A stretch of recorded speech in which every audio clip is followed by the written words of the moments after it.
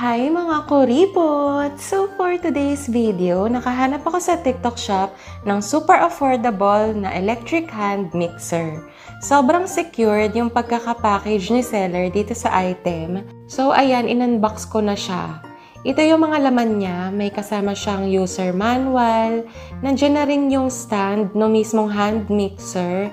Ito yung pinakakatawan niya, meron siyang 1 to 5 speed. And then, nung pagkahawak ko nga ay parang heavy duty talaga siya. Sobrang tibay at hindi talaga basta-basta masisira. Isa pa sa nagustuhan ko sa hand mixer na to ay may tatlo siyang klase ng pang-mix.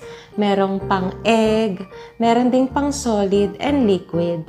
So, nagsalpak na ako ng isang klaseng pang-whisk dyan. And pagka-open ko nga ay kahit number 1 lang yung speed niya, ay napakabilis na niya agad. Kaya super recommended ko ito.